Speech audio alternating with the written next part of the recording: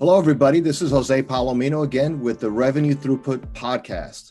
And as you know, with us, revenue throughput means the volume and velocity, or the amount and speed by which your company converts opportunities into profitable revenue. We look at businesses holistically, and we know that revenue isn't just a matter of sales and marketing, although it sure helps if those are in good shape as well. As always with our podcast, we like to bring on business owners and thought leaders who can really speak to this in about 20 minutes as we ask 7 key questions about how a company might employ a particular strategy, a tactic, some really smart idea that would help them actually increase their revenue throughput, the volume and velocity by which they actually convert opportunities into profitable revenue.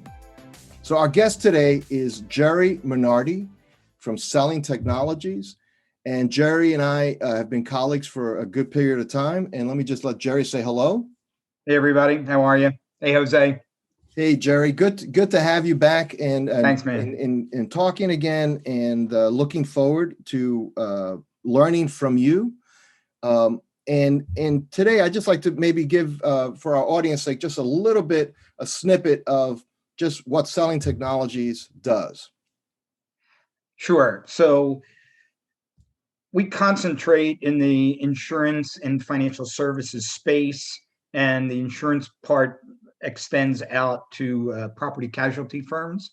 And what we do is we help those organizations decommoditize by creating tools that facilitate an empathetic platform for them to market on. And we tend to utilize a lot of video content to do that because of the storytelling aspect that video provides. So most organizations can't be that nimble and aren't focused on developing video content that distills out the product in lieu of the issue, and that's really what we do. Wow. So you said one of my favorite words, which is decommoditization, because very often for the owner-led businesses that are really our audience, whether it's industrial categories or professional services, such as insurance and so on, as a smaller company, somebody who's not like a Fortune 1000 company, for example, decommoditizing is really tough because there's a lot of competition and finding ways to stand out in crowded markets is really key. And I've always admired the stuff you do for your clients to help them stand out from that. Yeah. So I have a question for you. So when you think about your customers, your clients, and you think about like the typical challenges they face before they've even talked to you or even know that you exist, just what are the kind of challenges that they're facing? Because I think although your focus is on insurance and financial services, the principles of decommoditization apply if you're making metal parts. It's the same principle. So what are the kind of challenges that they're facing that make them even interested in saying, I got to fix this? What are some of the typical challenges? Well, I think, and again, you hit on issues that we talk about, which is the amount of noise in the market now. Right. So our clients, they're being further commoditized by the fact that they have disparate industries that are now in their business. So where back in the day, if you sold insurance or financial services, that was a specific niche to you, where they woke up in an age where not only are they commoditized by the products that they sell and the direct writers that are going out to the market, but now CPAs and attorneys and banks, they all sell the same stuff. So how, like you said, the issue now becomes, how do I stand out from those organizations and position myself as a professional that's not just focused on making the transaction, creating the transaction? Wow. So it's interesting because in a lot of industries, you have the same dynamic, which is to say, company used to be the only one that made a certain kind of, let's say, did certain kind of machine work, or they made a particular product or physical or software. It doesn't matter what it was. But inevitably, other organizations that weren't in their space before have expanded. So Yeah. everybody's expanding their reach, and there's this massive overlap, right, that takes place. And so it's well, wait a second, they were a bank. Well, yes, but they're a bank plus, like in your case, right? Yeah. So when people are dealing with, I guess, the challenges that presents, what are some of like the typical symptoms, like the things that they should realize, boy, I have a commoditization problem? What are some things that would show up day to day that maybe would be, if they haven't gotten the memo yet, would wake them up to it? That would, so for the most part, our clients deal with business owners, right? So this is our universe collectively, right? So what are the problems? Again, if we put on our business owner hats, right? Business owners are constantly being approached by that segment of the market, saying you need what we have. So, but as business owners, I'm sure you know, it's like we don't fix little problems. We only fix big problems. Mm-hmm. So how does a professional get a business owner to recognize, number one, that they have undiscovered vulnerabilities, and then number two, make those vulnerabilities big enough so that the business owner says, I need to pay attention to that now, as opposed to procrastinate and push that off. So that's I think the biggest issue that our clients deal with, is not only getting the attention of their potential business owner client, but making the business owner client pay enough attention to their positioning in the market to perceive them as someone, like I said, that's not just looking for a transaction. Because typically, in the insurance and used car salesmen, they kind of have existed in the same plane. So wow. So if somebody's out there, again, I'll broaden it just a little bit, although you can certainly answer it in the specifics of the industries you focus on. But where you're seeing that, gee, I'm selling something that I think is important, but the people I'm trying to get their attention don't think is as important. So, for example, whoever was the person for all these like manufacturing plants selling the sanitizer stands, pre-2020, they couldn't get anybody's attention. All of a sudden, the CEO's calling them, do you have sanitizer, or toilet paper or paper towels? Yeah. So kind of funny how things become important depending on the context, right? So when you think about somebody going to market, again, in your cases, maybe people selling insurance products or financial service products, but anyone in this audience who sells something, and they're increasingly being commoditized, what are some common mistakes that you've seen when people try to address it? Like, how are people trying to fix that? Even if they got the memo and they realize, I am being commoditized, what are some mistakes you've seen or things that people do that you say, gee, son, that's not going to work so well? Yeah, it's nice that you're trying that, but that's not the answer.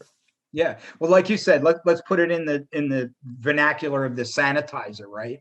So it's like, hey, we have the best sanitizer on the market, and our sanitizer is this, and our sanitizer is fragranced, et cetera, et cetera. Well, it's like, yeah, okay, but maybe I don't need a fragrance sanitizer or whatever. So it is the knee-jerk reaction to lead with the product, with the thing. And so what we suggest and what we try and do for our clients is distill out the conversation around the product and move the issue to the forefront. So I think in any of those situations, the best thing that we've seen is, rather than kind of come out of the box with the product, add value to any of your potential client base by rather giving away free advice, right? So if maybe it's not about the sanitizer product, it's maybe about, here are some issues. Here's a great one. Everybody needs sanitizer, but do you know the best way to wash your hands? With soap and water? Do you know that? And we found a video. It's great. And in fact, it's not even in English, right? It's in Spanish, believe it or not. But it's a great illustration of how to properly wash your hands. So coming out of the box with, I'm not selling anything, but if you haven't seen this, you'll never wash your hands differently. So if and I love it. I love what you're saying there, Jerry, because it seems like, especially when I work with clients that have a very technical product, and certainly financial service insurance, those are technical products. There's a lot of Yeah. law and regulation and stuff.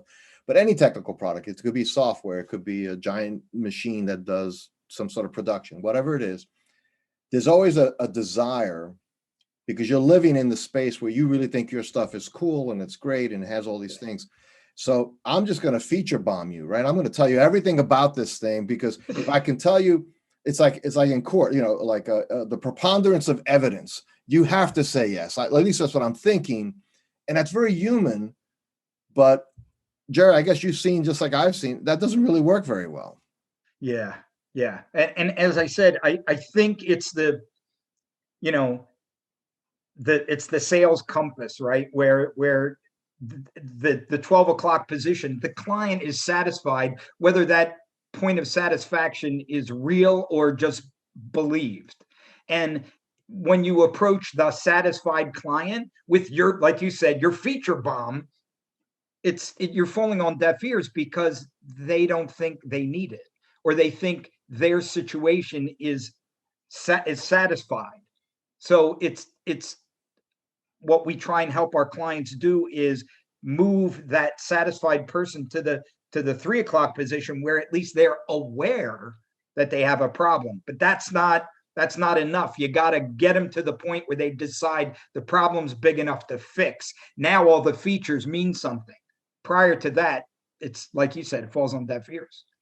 I love that, and it's kind of like, my urgency is not your importance. Yeah, exactly. Yes. Okay.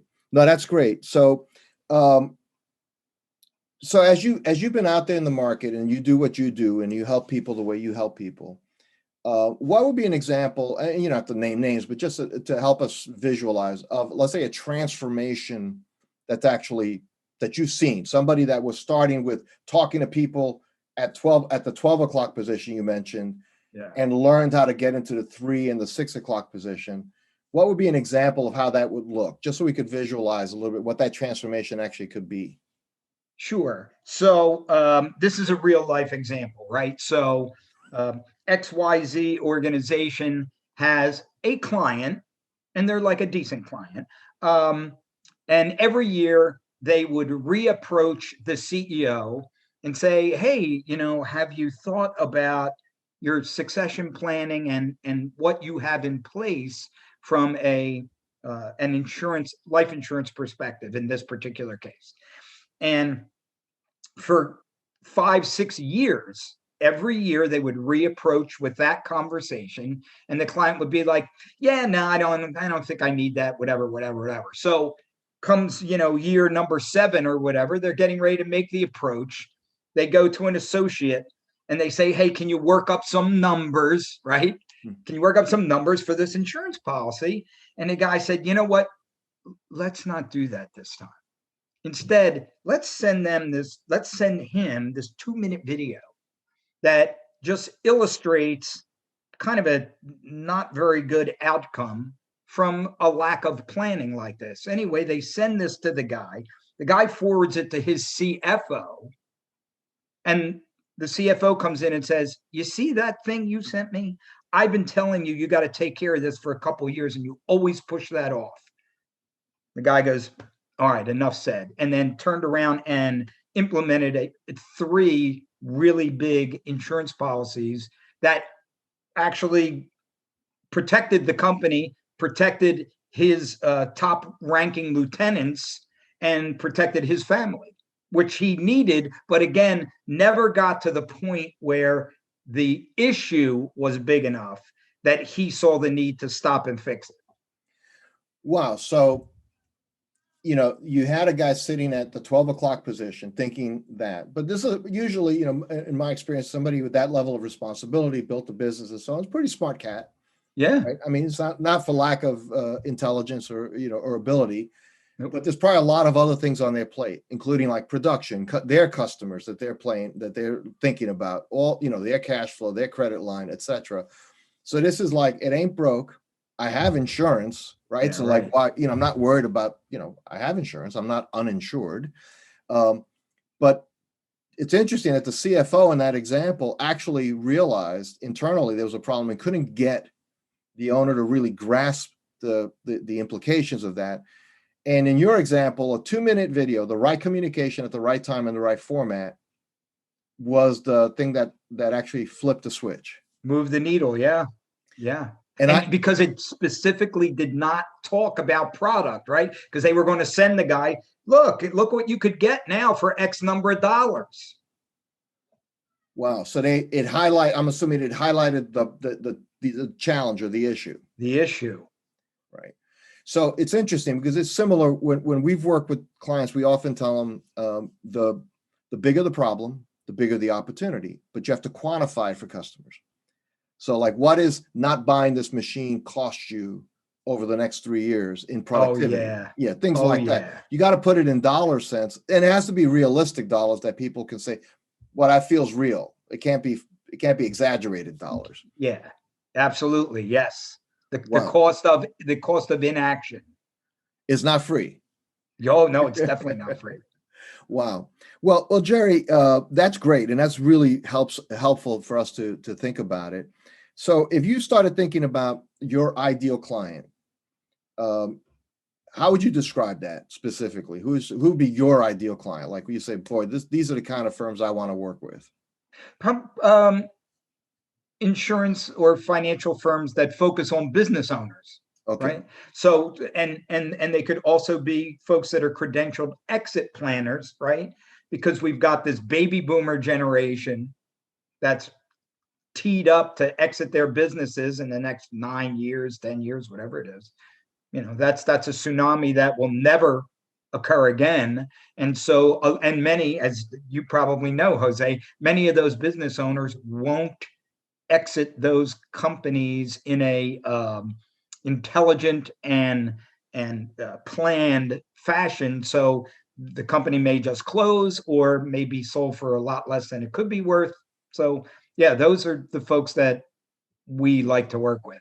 Okay, that's great. And if you were speaking to those folks, and I see so many of the principles you've talked about, just even that nugget about moving somebody from 12 o'clock to 3 to 6, it's a visual that anyone listening to this and who sells something for a living in any capacity, it's a universal because it's about how people function, how people process. But what would be one tip, if you could narrow it down to like one tidbit tip that you would give somebody listening who is in, let's say, your ideal client, and say, like, don't forget to, it's like, don't forget to wash your hands thoroughly. Yeah, right.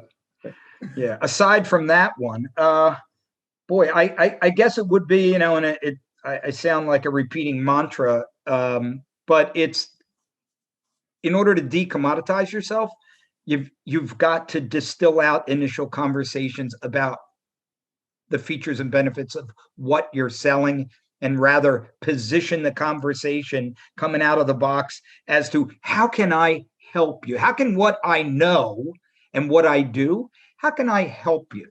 I just want to give you something.